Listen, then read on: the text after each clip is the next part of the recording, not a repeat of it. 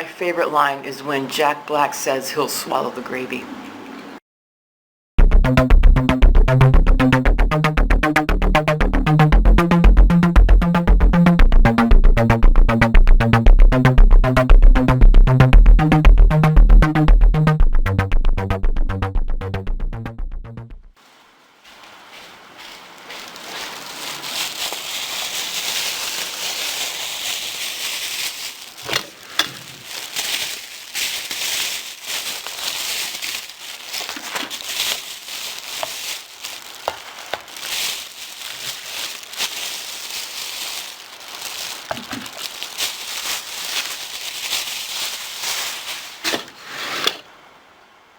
Okay, I ordered food. This new generation of delivery drivers act like they don't like their jobs. Did I act like that? Trying to get some hours scheduled. Got one order and I nearly messed it up. It's the Starbucks 10 miles out. Nothing that the customer ordered was available.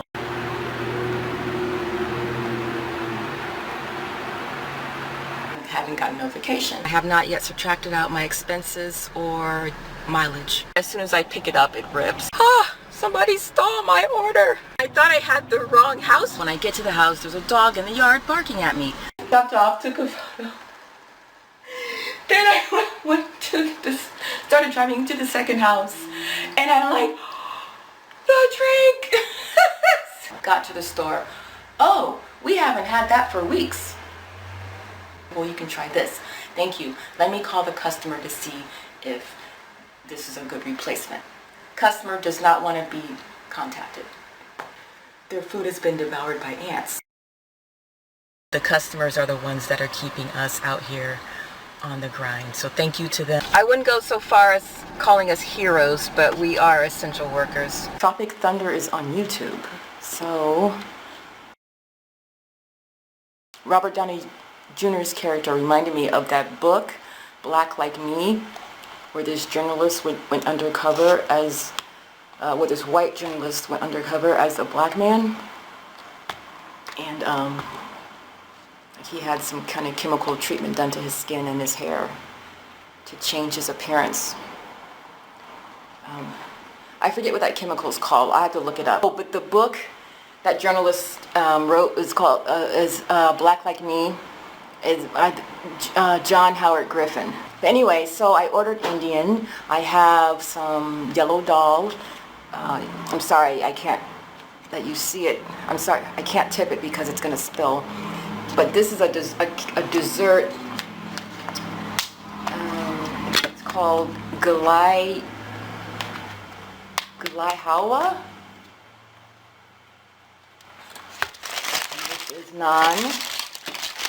Huge piece of naan. Huge piece of naan there. There we go. Tom Cruise. Oh, he was hilarious.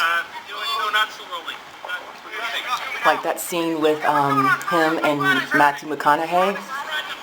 And he's in Matthew McConaughey's going, you want me to, what do you say, betray my friend for a G5 airplane? And Tom Cruise goes, and lots of money, playa. And he starts dancing. Oh, that's hilarious. Making a fucking sweater back here. I'm trying to put Tiger Bomb on this jungle's nuts.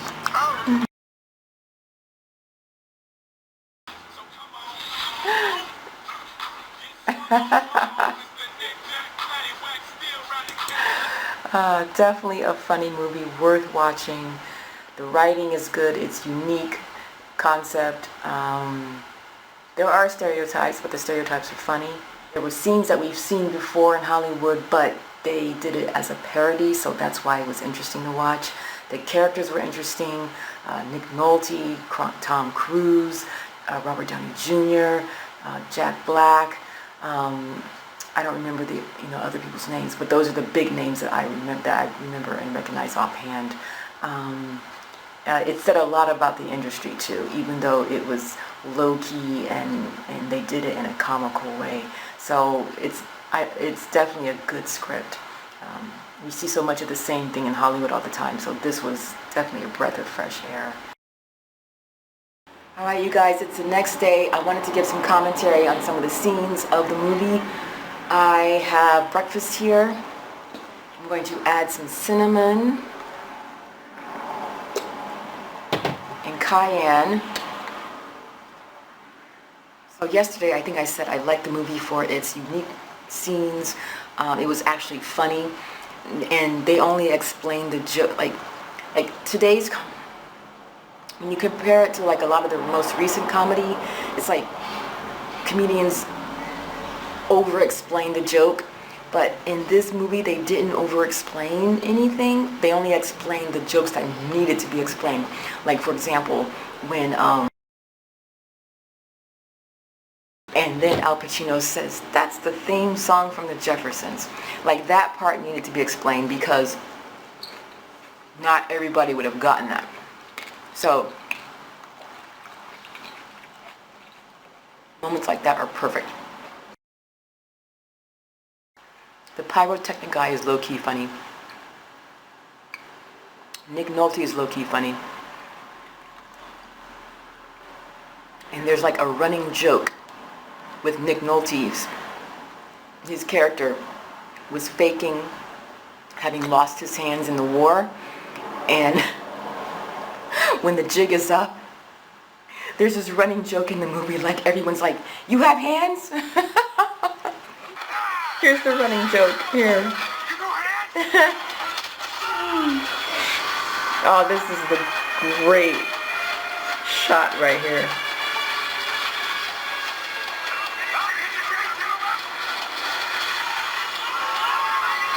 He's like, "Where are you going?"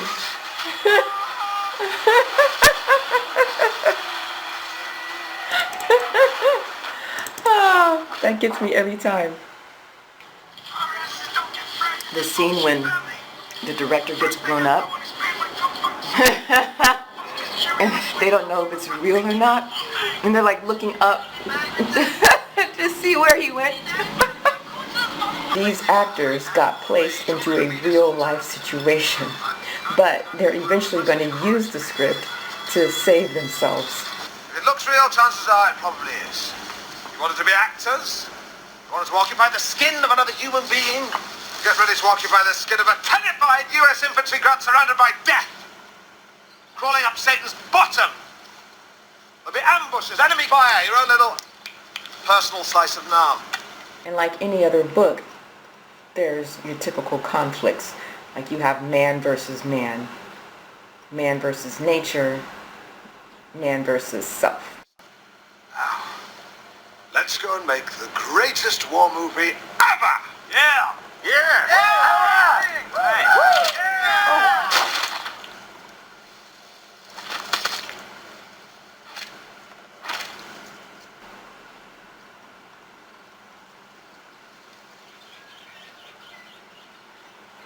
The movies I've seen Robert Downey Jr. in, he's always had the same like characteristic about him.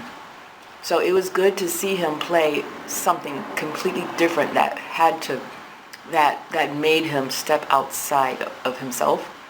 The fact that he's playing a character who completely immerses himself into another character is absolutely hilarious. When the director makes them all hand in their cell phones, he's like, he didn't bring a cell phone. Why are you still in character? The look on his face, it tells all. The look on his face just says everything. Like he actually believes he's that man that he's playing. Give me it back! Give me that fool! There are some low-key funny moments here, and I know I've missed a lot of them, but one of them here is with Al Pacino giving himself a shameless plug for his booty sweat drink. Might as well have some of this booty sweat I got back in Da Nang. So of course, there's going to be conflict between Al Pacino and Osiris. This is Osiris. We're gonna be bagging the tag for getting the cooch. He died, finally got coochless motherfucker. Go up against each other. For your information, my revenue stream currently generates $2 million a year in charitable contributions for my community. And why am I in this movie? Maybe I just knew I had to represent. Because they had one good part in for a black man, they gave it to Crocodile Dundee. But then they reconcile. And there's this nice scene with them talking to each other. But So you come with me with thread. Yeah. Al Pacino, Chino, he's still in character. Yeah. So, I sold them patterns myself, baby. Let's roll out. oh. Then again, I always found mere observation in and of itself is a tad rudimentary. Sometimes we got to dig deeper to mine the true emotional paper. Thus we can diagram the source of the pain in that vivid. Robert Downey Jr.'s character is like he's this really strong masculine character. The funny thing about the character is that he's just combined all the stereotypes into one character. So at certain times he'll be completely intelligent. You're more shredded than a Julian salad, man. Thanks, yeah. What's the secret, dude? It's a diet. It's diet. Yeah. Because I'm trying to come up a little, but it's tough. No, you look good. Any tips? What? Any tips you got? You know, there's like the pineapple. Give me that goddamn map. We lost. We fucking super lost, man. Tell them, McCluskey. Tell them what time it is. I don't believe you people. Huh? What do you mean, you people? At other times he'll just revert back to like plantation talk. You guys all read the script, right? I don't read the script. Script reads me. What the hell does that even mean? What you getting at with the book script? Spit that shit out, man. Like, for example, when they were sitting around and trying to figure out how they're going to rescue Ben Stiller's character. He goes... Alpinize over to where on earth Mama's natural night camo. Cool it, Benson. I had to look up the script to find out what Robert Downey Jr.'s character said. So he says Alpa, the other black man, Al Pacino. Alpa and I is already wearing Earth Mama's natural night camo. And that's when Al Pacino says, "Watch it, Benson." So yeah.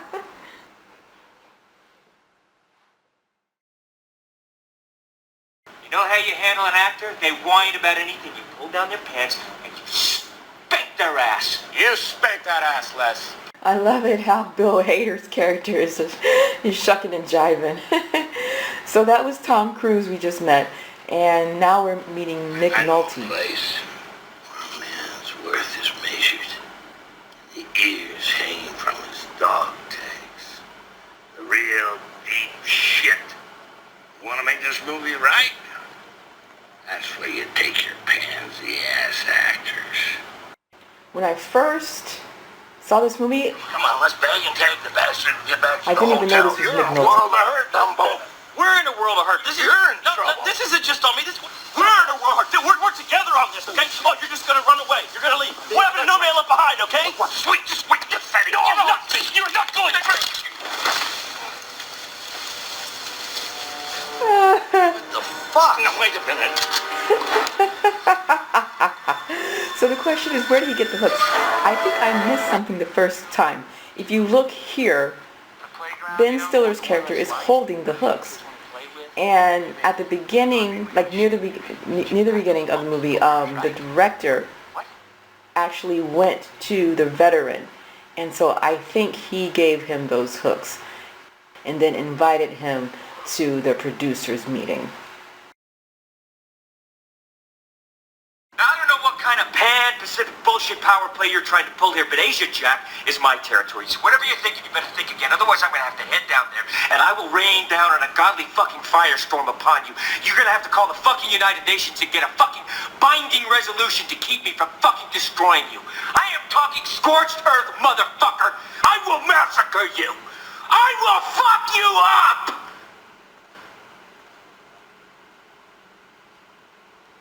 You're gonna kill him.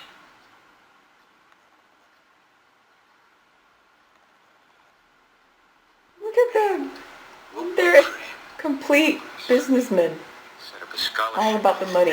Scholarship. Eventually, and I'm talking way, way down the road, we find Yeah, way, way down the road. Before the end of the fiscal year. Actually, the claim alone would net us more than... Oh my gosh. You can't be serious.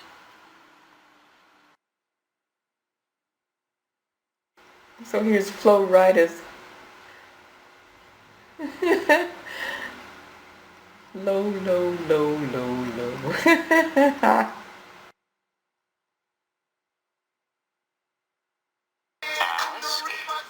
and you shall receive. Alright. Look at Bill Hader. Oh my gosh, shucking it and jiving. G5. That's how you can roll. Frequent flyer bitch miles from my boy. Oh yeah. Player. Player.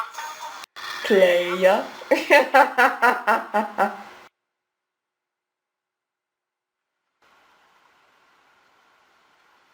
Let me get this straight. You want me to let my client of 15 years, one of my best friends, die in the jungle alone for some money in a G5? Matthew McConaughey is similar to Robert Downey Jr. in that most of his characters are kind of have the same demeanor. Yes. And lots. So that was why I was very intrigued about this character for Robert Downey Jr. Because it gets him to break out of his usual. I mean, Jack Black is just like... I've actually never liked any of his characters, but this one, it was just... This one is so funny. Don't drink that water. That water's like a petri dish. No, don't. Albert, do you have any booty sweat?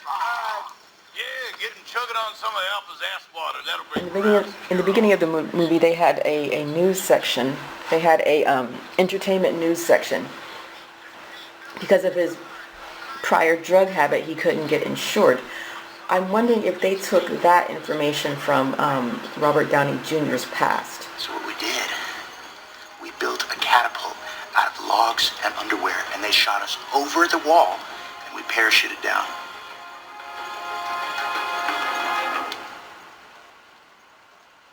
Look, you guys, we already know the plan. Fine. I'll cradle the balls, stroke the shaft, work the pipe, swallow the gravy. Get it over here, buddy. Let's do this.